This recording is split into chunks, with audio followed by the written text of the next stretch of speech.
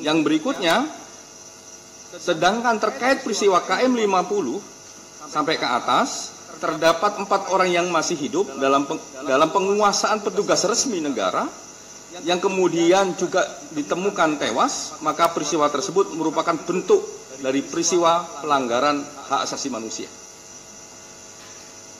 Ini catatannya, penembakan sekaligus terhadap 4 orang dalam satu waktu tanpa ada upaya lain yang dilakukan untuk menghindari semakin banyaknya jatuh korban jiwa mengindikasikan adanya tindakan unlawful killing terhadap 4 orang anggota Laskar FPI.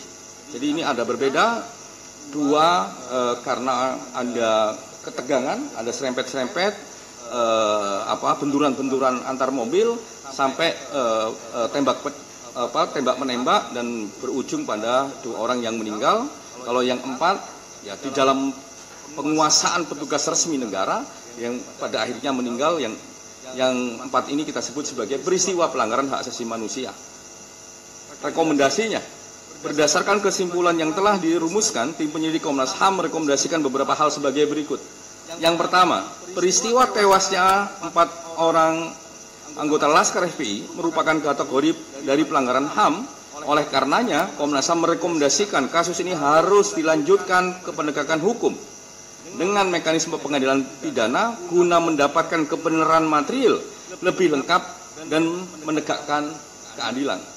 Jadi ini tidak boleh hanya dilakukan dengan internal, tapi harus dengan penegakan hukum dengan mekanisme pengadilan pidana. Yang berikutnya, mendalami dan melakukan penegakan hukum terhadap orang-orang yang terdapat dalam 2 mobil Avanza hitam B1278 PWK dan Avanza Silver B1278 KJD. Oh, ini salah nih. Sorry.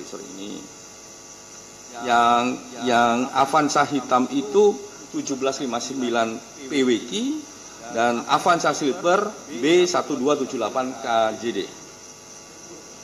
Ini typo ya. Yang berikutnya adalah mengusut lebih lanjut kepemilikan senjata api yang diduga digunakan oleh Laskar FPI.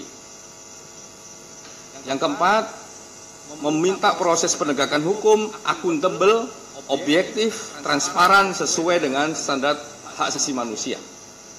Nah, demikian laporan dari tim. Terima kasih.